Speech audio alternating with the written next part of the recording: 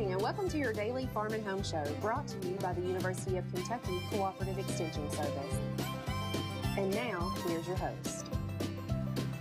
Good morning and welcome to your Farm and Home Show. My name is Joanna Coles, and this morning we're visiting with Julie Brown. She's the Warren County Extension Agent for 4-H and Youth Development. Good morning, Julie. Good morning, Joanna. Now, Julie, we've had a mild winter so far, but there might be a snow day ahead or a day that's just not so nice to go outside and play. And you have some ideas to kind of cure some of those winter blues. I do. You know, last year I think we maybe had one snow day, but you know, in the past we've had several snow days, and we as parents, you know, you get to the point that you have the kids at home because, you know, what else you do with them but keep them at home, and they just start getting, you know, they've played with all their Christmas toys and now they're in your hair, as you know we call it, and you're like, what else could you do to entertain them? So I've kind of come up with a different variety of things that you could do at home. You know, if you're snowed in, there's nothing else to do.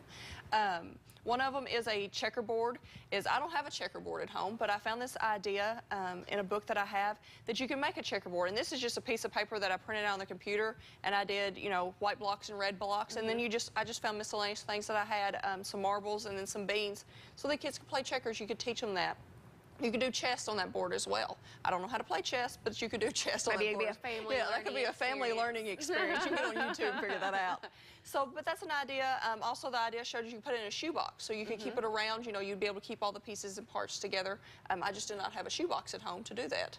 So. And Julie, this is good to get them interactive. I mean, you could even, if you didn't have this type paper, you could even color it. Oh yes, they could do. The kids could do that themselves. The next activity I have is pick up sticks. You know, something that we played when we were kids.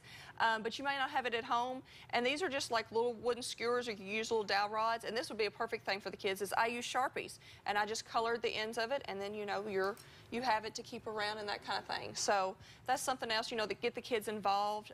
Some of the other ideas that I had was get boxes. You know, you still have some of the Christmas boxes maybe laying around, or shoe boxes where you've been shopping or things like that, and kids could build, you know, a doll house out of that. Over Christmas break, we had some boxes, and my son is into farming, and my husband took one of our old boxes and he made a barn out of it. So he has a barn to park his tractors and things like that in. So, you know, that's just something that you could do at home. Then he can color the box, you know, decorate it as he wishes with crayons and markers and those type of things. Because this would really help, because a lot of times when we're stuck inside in the winter, we can't get outside and play. What we rely on is screen time a lot, either with video games or TV or something like that. But this is something good that's not screen time. Yes, and that's what's another idea that I got out of a magazine was, and you would have to be willing to kind of get your house a little messy, but you move chairs and stuff around, you know, and put blankets over. You know, you've done the forts that way, but instead to do a snowball fight, take socks and roll them up into balls and let the kids throw them across. Obviously, you want to move all the stuff out of the way so they don't knock anything off. But I mean, if you don't want to be outside where they get cold and then they bring all that wet stuff in, then, you know, they could have a snowball fight in the house, you know, still have fun and that kind of stuff. And then they'd be crawling around underneath the chairs and the... Well, that would get them some physical activity. It would. For sure. So, but that's a good idea, because I would never have thought of that. But you could, I mean, the socks, it wouldn't be that big of a deal. Probably wouldn't break anything. And so that is a good idea to kind of keep some physical activity inside. And this would definitely help them with their creativeness and some art. My daughter is always wanting to do art projects, and I'm not very creative. So doing something like this would definitely pacify her. And, you know, like with what I do with my son is I keep some stuff kind of hidden, you know, that the special, you know, like church day stuff. So, you know, have some stuff, you know, on hand. You know, you might want to have some Play-Doh. You know, the only time that they can touch the Play-Doh is maybe like a snow day, you know, on the table. So they can do that kind of art stuff, or, you know, some special coloring books, something that they don't see all the time, but that'll be, you know, give them some more interest so that they're doing something different and they're not watching the TV and those type of things as well. Yeah. And so this doesn't take a ton of extra planning, because you probably have some skewers maybe laying around the house and you could make this. But where do people go to get some ideas like this? A couple of the ideas that I got was actually I got part of it out of the Good Housekeeping magazine.